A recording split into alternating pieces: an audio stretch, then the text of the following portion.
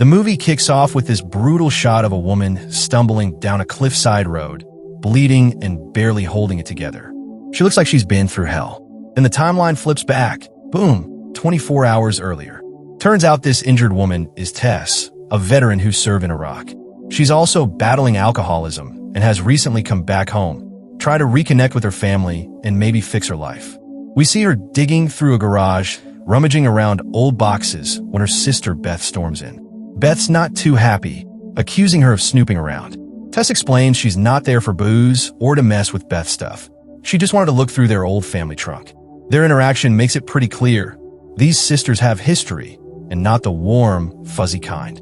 A little later, Tess tagged along with Beth to meet her friends Bridget and Divya. The conversation is stiff and awkward, like you can feel the secondhand embarrassment. Tess tries to lighten the mood by joking about being Mr. Miyagi with boobs since she teaches at an elementary school now. Nobody laughs. The silence is brutal. It's obvious Tess doesn't really fit in with Beth's crew. Beth's friends step away for a moment, and Tess asks Beth why the whole entourage is coming along. She thought it was supposed to be just the two of them. Beth insists she invited them so they could carpool. Less hassle. Some passive-aggressive digs get thrown back and forth, but Tess eventually lets it slide and agrees to drive. Fast forward a bit. The group stops at a small convenience store. Inside, they run into more friends, Mia and Esther. The gang is forming because they're all heading out to celebrate Rose's bachelorette party. Rose is Tess and Beth's younger sister, the bride-to-be. Not everyone is thrilled, though. Bridget complains about how lame the party is going to be since it's happening at some isolated farm instead of a club or city venue. Esther, on the other hand, is hyped up and buys snacks and booze like it's going to be a blast. While stocking up, some guys hanging around the store throw gross comments at the women. Tess isn't having it. She fires back, mocking them and flexing her military background, which makes them back off. Then, just for good measure, Tess scratches one of their cars on the way out, petty revenge style. Hours later, the crew finally makes it to the farm, which is seriously in the middle of nowhere. It's the kind of spot where cell service dies the second you step out of the car. Right away, Tess and Beth notice two random guys hanging out across the road with a red car. They don't recognize them, and the vibe is definitely off. Maybe caretakers? Maybe not. The women settle in any way. They relax on the lawn, chat, and Rose eventually shows up. She's all smiles, glowing in her bride-to-be energy, and hugs her sisters. Everyone's finally together, and for a moment, it actually feels like a celebration. But Tess's curiosity kicks in. She sneaks over to the house across the street where those two guys were hanging out. She slips inside, unnoticed, but a phone suddenly rings. The men walk in while she hides. Their conversation is shady. They're talking about some job they've got to finish. Tess hides under a bed when one of them enters the room she's in. Just as it looks like he might find her, he gets called away. Tess bolts out, shaken but alive. Back at the main house, Beth finds Tess grilling their chef, who's supposed to be there to cook for the party. Tess swears something's wrong with those men across the street. Beth rolls her eyes and insists they're safe. It's their dad's old house. Nothing to worry about. She even encourages Tess to loosen up, maybe drink a little. But Tess is stubborn about staying sober. The party kicks off. The chef starts stripping, clearly doubling as entertainment. The women laugh and cheer while Tess sits off to the side on the porch stairs, resisting temptation as the alcohol flows. Rose eventually joins her outside, and the two share a rare sisterly moment, opening up a bit about their lives. Beth interrupts, though, accusing Tess of ruining the mood. Then chaos. Out of nowhere, an arrow whizzes through the air and nails Rose in the chest. It's a direct hit to the heart. Beth screams in horror. Another arrow slams into the wall. Tess yells at Beth to open the door as she drags Rose's limp body inside. Inside, panic spreads like wildfire. Tess tries to get Beth to call someone for help, but Beth's too shaken. Esther steps up, saying she knows the house better and will handle it. Before she can, the stripper chef gets nailed in the eye with an arrow and drops dead instantly. The party has officially turned into a nightmare. Tess peeks through the window and spots trucks outside, headlights glaring straight at the house, engines revving like predators circling prey. Drawing from her military training, Tess takes command. She tells everyone to lock doors, cut the lights, and arm themselves with whatever weapons they can find. Kitchen knives, heavy pans, anything. She asks about phones, but they quickly realize none of them have service. To make things worse, Tess sees the attackers slashing their car tires outside. making sure there's no escape route. They're trapped. Tess sneaks out, manages to take down one of the masked men, and grabs his wallet. His name is Billy. She shows the ID to the group, but nobody knows him. No connections, no answers. Beth breaks down, terrified she'll never see her daughter again. Tess calms her down, promising they'll make it through if they stick together. She even apologizes for all the past fights, showing that underneath their tension, she really does care. But when Tess heads upstairs, she finds something chilling. Esther, the girl who tried to help earlier, is dead, hanging out of a window. Tess delivers the news, and the room's atmosphere shatters. Divya immediately blames Tess, saying her decisions got Esther killed. Tess snaps back, telling Divya to take charge if she thinks she could do better. Divya quickly backs off.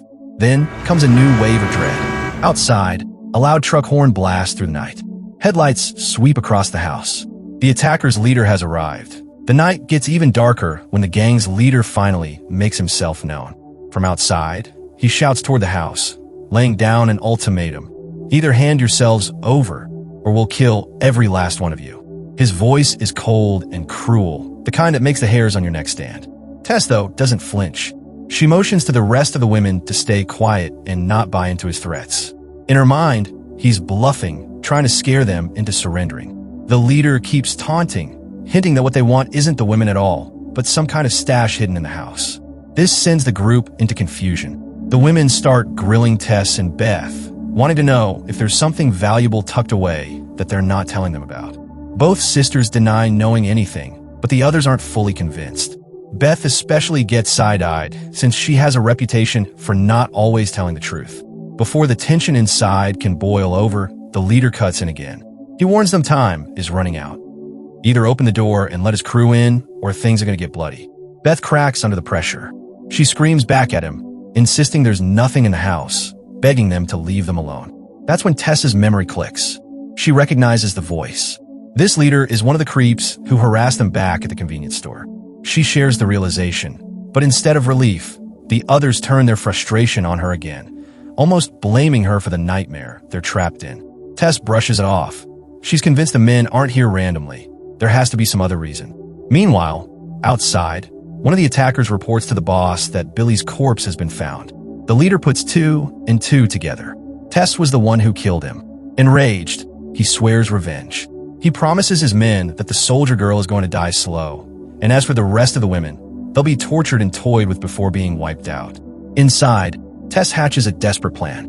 The farmhouse across the road has a landline, something the attackers don't know about. If one of them can sprint across and get inside, they could call for help. Tess figures she can back them up by intercepting an attacker and then hitting the tool shed to arm herself properly.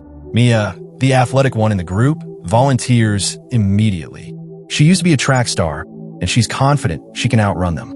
Before heading out, she admits something unexpected to Tess. She's always had a crush on her. Tess is stunned by the confession, but touched nonetheless. Mia bolts outside, drawing attention by yelling at the attackers. As they notice her, she takes off running, lightning fast, and makes it to the caretaker's house. But when she reaches for the landline, her stomach sinks. It's been cut. She barely has a second to process before one of the men closes in. Thinking quick, Mia smashes a decorative stone into his head over and over until he collapses. Then she dashes back into the night. Back at the farmhouse, a knock at the door rattles the women. Divya panics, convinced it's Tess returning. She whispers through the wood, asking if it's her. No reply. Against all logic, she cracks the door open anyway.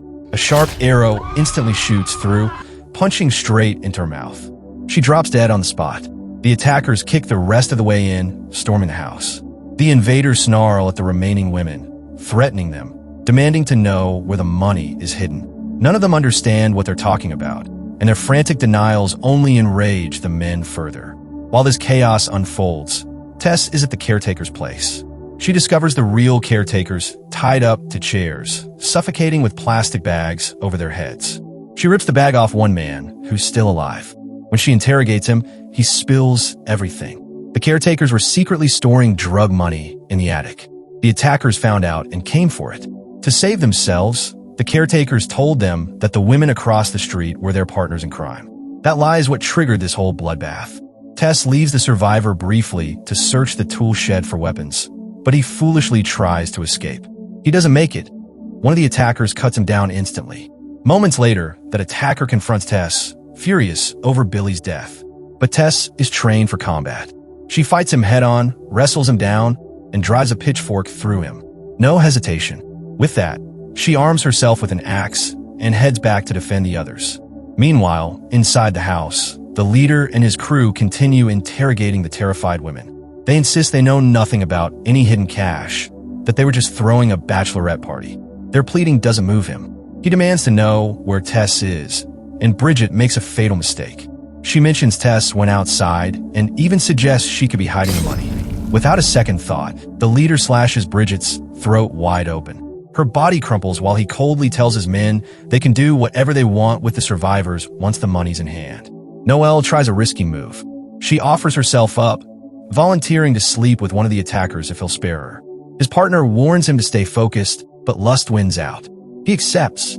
As he fumbles with his zipper, Tess quietly positions herself behind the door, waiting.